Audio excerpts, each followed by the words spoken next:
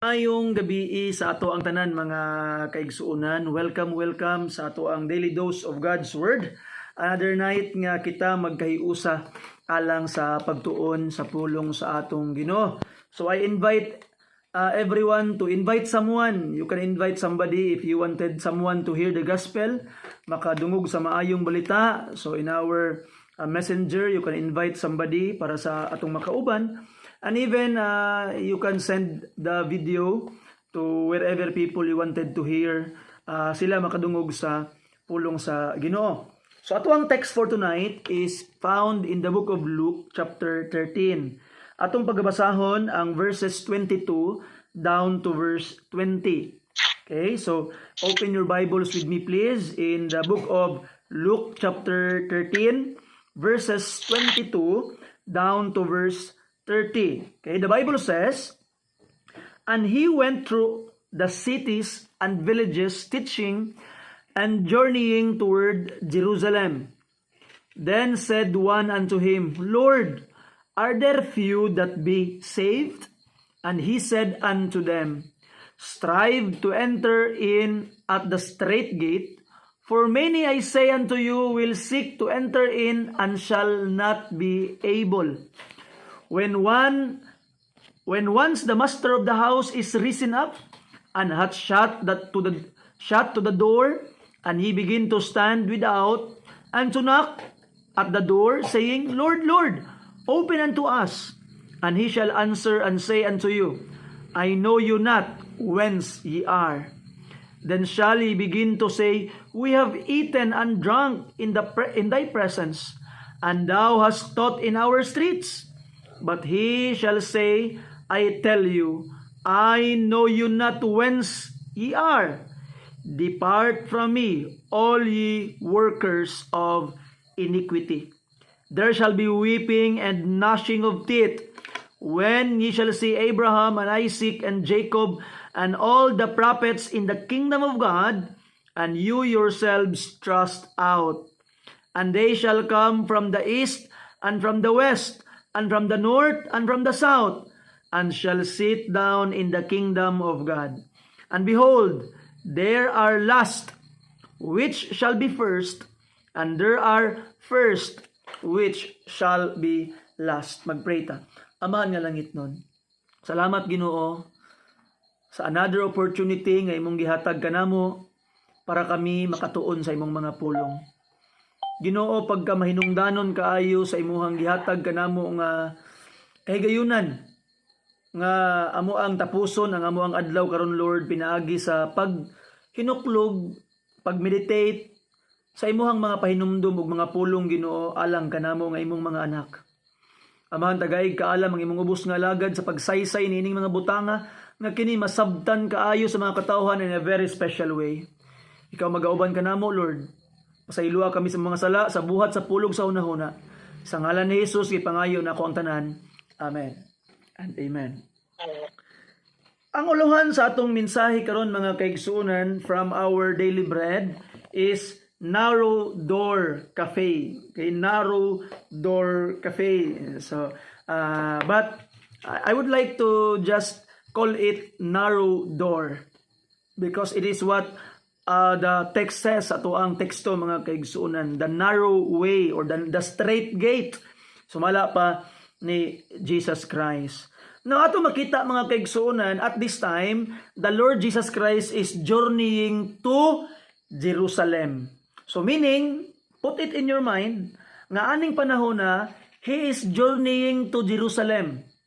And didto siya mamatay sa Jerusalem. Kung tanawon nimo ang verse 31, naay nagwarning kang Ginoong Hesus.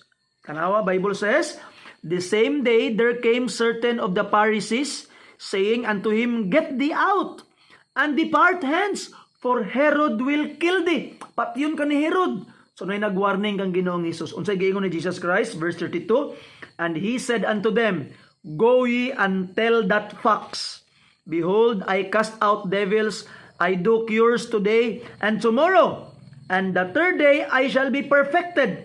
Nevertheless, I must walk today and tomorrow, and the day following, for it cannot be that a prophet perish out of Jerusalem. So meaning mga kaigsuunan, Jesus Christ is very, very confident that Herod cannot kill him outside Jerusalem. But he's going to Jerusalem and there he will die. So meaning, kining sa verse 22 mga kaigsuunan that Christ is growing through cities and villages, it will be the last time the Lord Jesus Christ will walk in those places. Kay pag abot niya Jerusalem mga kaigsuunan, didto na siya mamatay. Didto na bawion or didto na ihatag niya, dili bawion, ihatag niya ang iyahang kinabuhi mga kaigsuunan.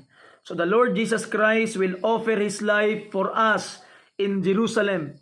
So again, last na niyang agi didto sa mga lugar nga iyang ipanghapitan in the villages, in the cities, journeying toward Jerusalem, last na niya nga agi mga kaigsuunan. And now, pag-abot sa verse 23, na nangutana sa iya, then said one unto him, more likely it is a Jew, Lord, are there few that be saved? Gamay ra bang maluwas, Ginoo? Very, very ironic. Nganong nangutana ning maong tawhana nga, gamay ra ba ang maluwas? Because, in verse 18 to verse 21, na ay parable si Ginoong Hesus nga gisulti ngadto kanila, showing that the kingdom of heaven will begin small but it will grow eventually into a large one. The parable of the mustard seed, verse 18 and verse 19. Let me read it to you. Then said he, unto what? Said he, unto what is the kingdom of God like? And whereunto shall I resemble it? It is like a grain of mustard seed, which a man took and cast into his garden, and it grew and waxed a great tree, and the fowls of the air lodged in the branches of it. So atong makitaan mga kaigsunan, it will grow. So meaning, daghan kaayog makater ang maong kingdom of God because it will grow. It will begin small. It began with 12 people in Jerusalem. Ang usa pa gyud kay Judas or nagbudhi kang Jesus Christ. And it started with 120 names in the book of Acts, 500 witnesses sa iyahang resurrection. So, they begin small. Pero ato makita eventually in our time today, the church is growing. The kingdom of God is growing. Meaning, daghan ang nangaluwas. In verse 20, and again he said, whereunto shall I liken the kingdom of God? It is like leaven, which a woman took and hid in 3 measures of meal, till the whole was leavened. So ato makita mga kaigsuonan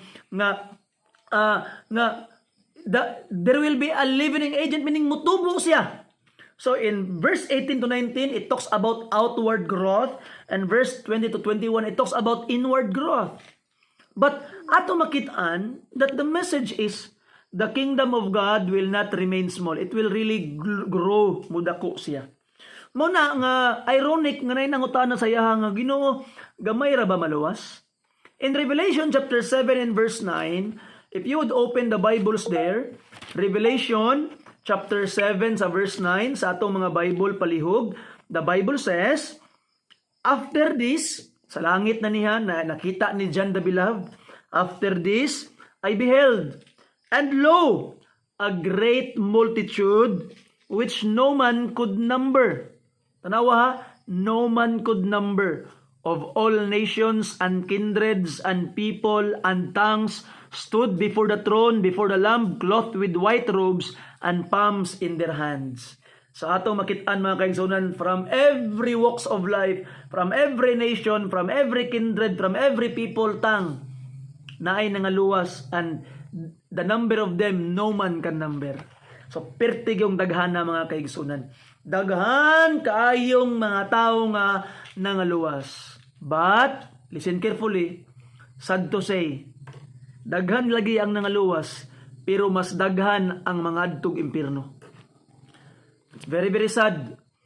See? Daghan kaig nangaluwas. Daghan kaig mga luwas mga kaigsunan. There will be multitudes in heaven. Walay tao nga makaihap. But the sad news is, mas daghan ang moadtog impierno. Tanawa ra gud every Sunday. Sakit malandungon mga kaigsuunan. That when you go to resorts, mga beach, mga pool, mga bulangan, mga inumanan, mga laaganan, mga park, mas daghan og tawo, mga kaigsuunan. Mas daghan og tawo labaw sa mga simbahan. If you would even mix all religions in the world, all religion in branch of Christianities, even imong isagol tanan, imo ang i-compare in proportion sa mga tao nga wala gyud tao ipakialam sa panimbahon, let me say this to you mga kaigsunan, mas daghan gyud ang wala nanimba. Mas daghan gyud. You see, that's why people say that Philippines is a Christian country. I don't believe it. Philippines is not a Christian country. If Philippines is a Christian country, why there are a lot of people walking around every Sunday doing their own things? Wala nanimba mga kaigsunan. It's not a Christian country. That's why ingon pa ni Ginoong Hesus sa verse 23 na nangutana sa iya, di ba? Nga gamay ra bang maluwas?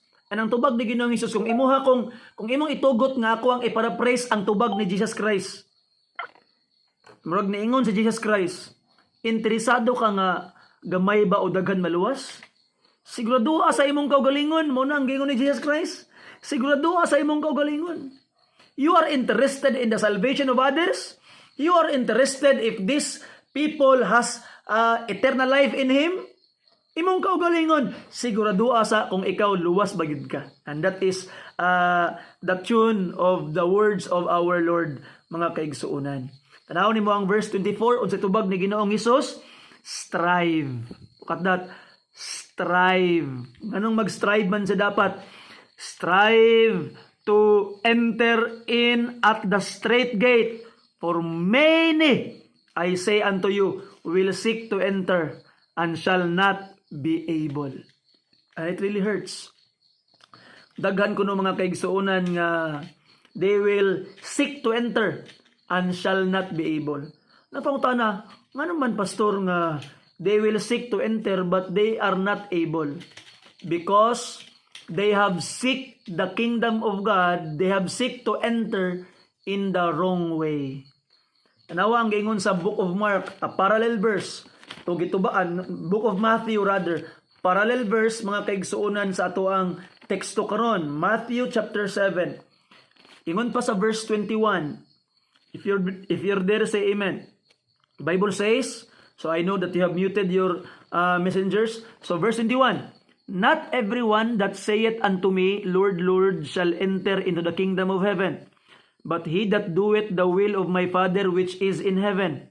Many will say to me in that day, Lord, Lord, have we not prophesied in thy name, and in thy name have cast out devils, and in thy name done many wonderful works? And then will I profess unto them, I never knew you. Depart from me, ye that work iniquity. So nga nung nasulti man ni Jesus Christ. So it is a continuation of what he had said about the straight gate, because in verse 13, enter ye in the straight gate, for wide is the gate and broad is the way that leadeth to destruction, and many there be which go thereat. So nga nung nakaingon man si Jesus Christ ani mga kaigsuonan. Now listen carefully. Because ang ilang gingon, murabi tawag, nganong pasudlog tanan mo diri. Ginoo, we have prophesied in your name. We have done many wonderful works. So meaning these people sought to enter in through their works. So they have sought to acquire salvation. Pinaagi silang kaugalingong mga effort. And your effort to acquire salvation, mga kaigsuonan, is an insult to Christ, because you have no faith sa gibuhat nga finished work ni Jesus Christ sa cross, alang sa imong kaluwasan, in which you need to believe and you need to accept. Now atong makita, many will seek to enter and shall not be able. Why? Because many have seek to enter in the wrong way. Many people seek to enter the kingdom through religion, through rules, through living a good life, through obeying the law, through good works. And all those things, mga kaigsuonan, are good. But those things are meaningless if you wanted to acquire salvation without first putting your faith in the Lord Jesus Christ. Because ang atong kaluwasan, mga kaigsuonan, is only based sa gibuhat ni Jesus Christ dito sa cross alang kanato, His works, what He had done for us, and we must repent and believe on Him. And if we will seek this or if we will seek the salvation by faith, and we will acquire it, mga kaigsuonan, atong maangkon ang kaluwasan.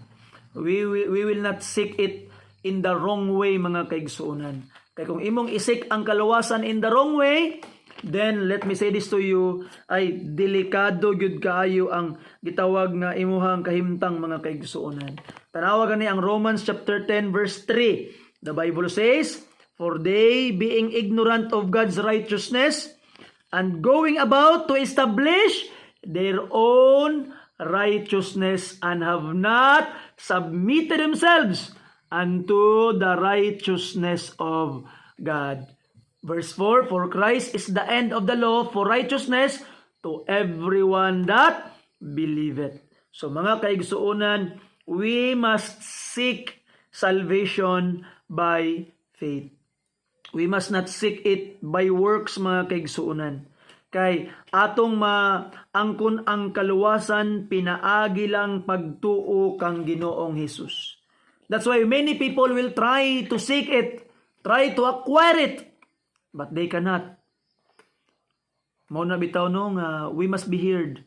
Ang mensahe sa pulong sa Ginoo dapat madunggan sa mga taong nabutahan. Kay abin nilag mupaingon na silag langit. Muna sige paabot wa day labot. Delikado.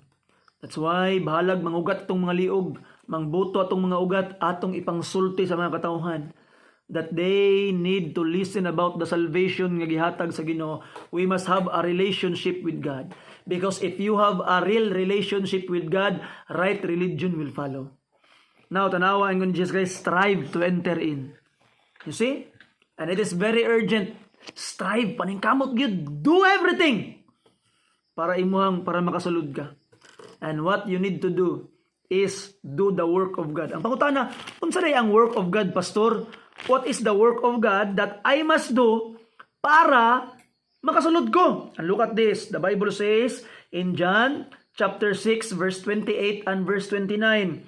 "Then said they unto him, What shall we do that we might work the work of God?" Nangutana ang mga Hudiyo ang Jesus Christ. Verse 29. "Jesus answered and said unto them, This is the work of God, that ye believe on Him whom He hath sent." Meaning, atong tuuhan sa Jesus Christ. That is the work of God. If you wanted to work the work of God, believe on Jesus Christ, mga kaigsuonan. Mauna nga, ingon Jesus Christ, strive. Kay lisod kaayo nga tuuhan lang sa Ginoong Hesus. By nature, people wanted to do it themselves. Diba? Uso kay karon ang DIY. Do it yourself. Mauna ang mga tao pod na uso pod ang DIY religion, do it yourself. And that's why it's very hard for people to just put their faith in Christ and believe on Him for salvation. They wanted to do something and they are wrong. Now karon in verse 25, look at this. "When once the master of the house is risen," going back in our text, Luke chapter 13 verse 25, "When once the master of the house is risen up, and hath shut to the door, and ye begin to stand without and to knock at the door, saying, Lord, Lord, open unto us, and He shall answer and say unto you, I know you not whence ye are." Now remember this, mga kaigsuonan, it's urgent. The door is not open forever. The door is not open forever. Now, nakoy thought nga ihatag sa inyo that is a very, very challenging thought. Mga kaigsoon, kabalo ba ka? Nga, the more people are getting saved, the more people are getting saved, the lower the rate of the salvation of those who refuse. Nga naman, pastor, mas daghan ang nangaluwas, mas daghan ang nangadugang sa gingarian sa Dios, Katong mga nag-refuse, mas mugamay ang ilang chance. Nganuman, because the kingdom of God will soon to be complete. It will soon to be complete, mga kaigsuunan. And atong makita that when it will be complete, kung makumpleto na ang gingharian sa Ginoo, if those people, all the people that God wants to be saved will be saved already, then that God will shut the door and no man can enter. Manirado na ang Ginoo, mga kaigsuunan. Muna karon igsoon ayo kumpiyansa. Usahay magsakit akong dughan ba nga naay mga tao nga mura bitaw sila og kumpiyansa kaayo sa ilang mga kinabuhi. Banjing-banjing lang sa pagpangalagad sa Ginoo, mura og dili seryoso. And I don't know if they are truly having relationship with God. And there is a fear in my heart nga what if God will close the door? What if God will say, it is enough, I will close the door, ug masiradaan ka? Ay igsoon mo na in Jesus Christ, urgent, strive, ayaw pagpasirado, tuuhin na diretso karon Jesus Christ.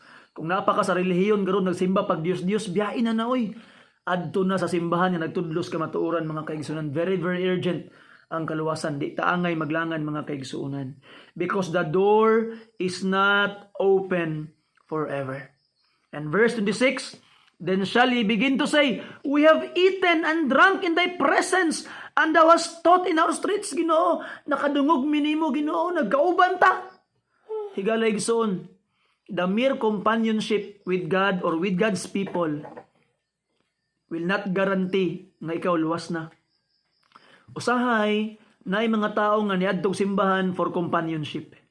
Mingaw kayong balay, murag walay gitawag nga way mabuhat, kapoy magtanga, naanda na madug simbahan. Sa simbahan, there will be a lot of wonderful people who are willing to listen to you, who are willing to be friends with you. So, muadto ka.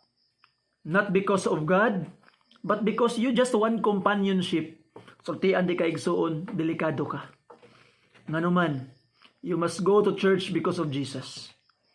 You see? Yes, of course, nga God wants you to establish relationship with the brethren, but first of all, you must know that you have a relationship with God. Igsuon, I hope nga wala ta ni adtong simbahan kay lingaw didto. Wala ta ni adtong simbahan kay natong mga friends didto. Wala ta ni adtong simbahan for pastime. We are in the church because we have relationship with Jesus. Kaya ingon pas mga tao, di ba Ginoo, nag-uban man mi Ginoo, nanudlo pa kay ka Ginoo, nakadungog mi suwali, nagsimba mi Ginoo. Pero ingon bang Ginoo, pamahawa mo kailan ninyo. So there will be people who will be in the mouth of the door. Nanagod ba sa portahan, pero wa pa gyud kasulod. Susutay mong kagalingon. Ingon pa ni Paul sa 2 Corinthians chapter 13 verse 5, examine yourself whether ye be in the faith. You see? Kay basing reprobate pa ka, mga kaigsuonan, examine yourself. Nagtuon na bagid ka.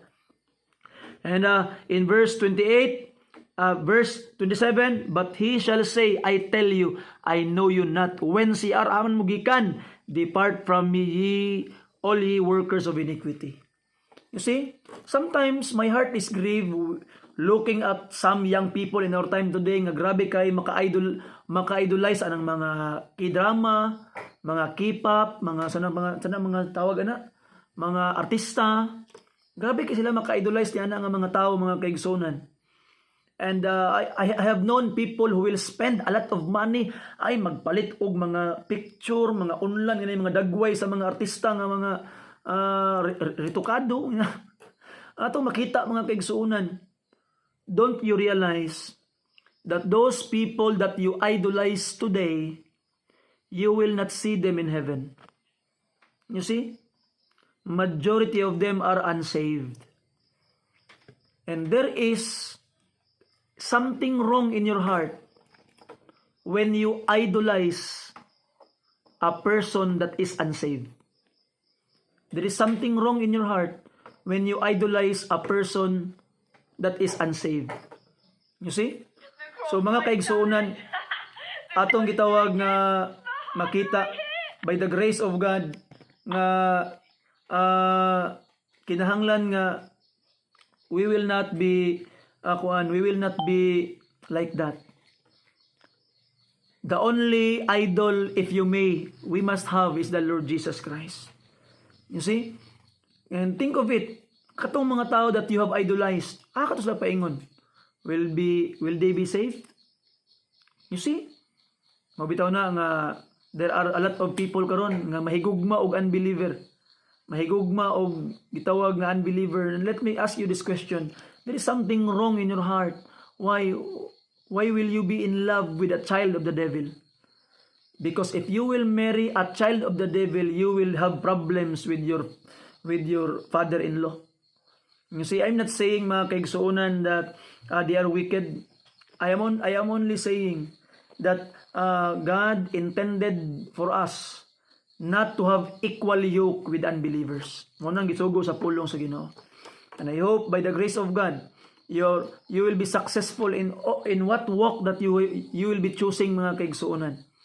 Pinaagi sa pagtuman sa kabubuton sa atong Ginoo, because even in the Christian circle naagyapoy dili tinuod nga luwas. Sumala pa sa ato ang gibasa karon.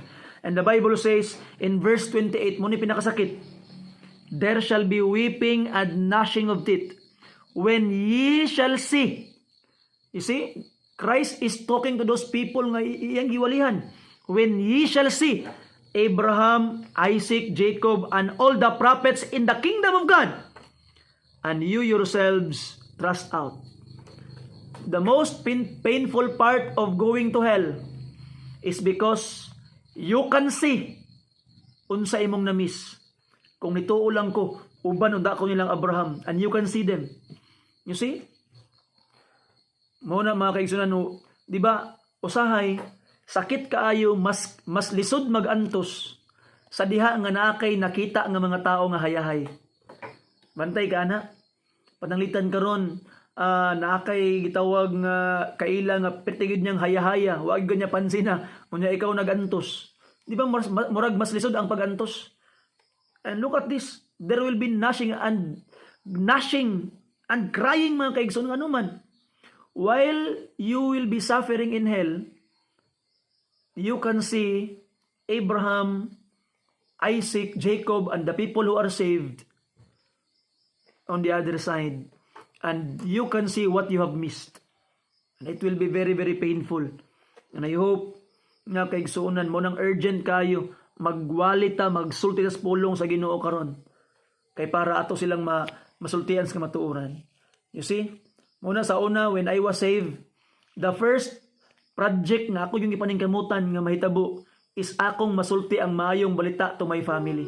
Sa akong mama, sa ako ang gitawag na mga igsuon, I have tried to tell them the word of God. You see? I am very, very happy tonight nga kauban ako nato akong biological father sa ato ang devotion karon. It's very, very important mga kaigsunan to tell your family about salvation. So atong makita mga kaigsunan, maybe napatay mga parinti, pamilya nga pata kasigurado if they are truly saved, they have relationship with Jesus Christ. It's very, very urgent. Kinahanglan silang masultian because the door is not always open ingon pa ni Jesus Christ. Now, ato makita mga kaigsunan, verse 29, and they shall come from the east and from the west and from the north and from the south and shall sit down in the kingdom of God.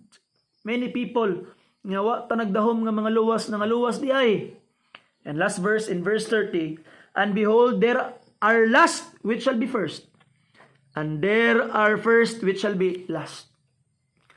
And mabitaw na no nga even ato makitaan mga tao nga wala, mga nobodies, mga those people who are nobody, unnoticed in earth, they will be important in heaven. The first shall be last. Kinsa man ang mga sikat sa itong panahon karon, the politicians, the wealthy people, the mga celebrities, they are the one important karon mga kaigsuunan. But if they don't have relationship with Jesus, they are the least in the next life. And ato makita mga kaigsuunan. And those faithful people who are unnoticed, the unsung heroes, who preach the gospel and tell people about salvation, they will be the most important on the other side of heaven. I hope mga kaigsuunan, it will be a challenge for us. The door is not always open. Samtang abri pang portahan, tell people about the message of salvation. Salamat sa inyong pagpaminaw. Diha natapos ang mensahe sa pulong sa Ginoo. O ikaw karon nagduha-duha pa ka sa imong kaluwasan. You can talk to me, you can contact me and ask unsa pa man ang imong gikaduha-duhaan, unsa pa man ang imuhang mga pangutana nga dili pa nimo matubag, and I will try to answer it through the word of God. And if you have any prayer request, send your prayer request in my personal account and I would be willing to include you in my prayers. Magampo ta. Aman nga langit nun. Daligon ka sa walay katapusan. Salamat Lord sa mensahe nga imong gihatag kanamo karong kagabion na. Thank you Lord for these people who are present with us tonight. I pray that you'd bless them, bless their lives and save them, Ginoong Dios.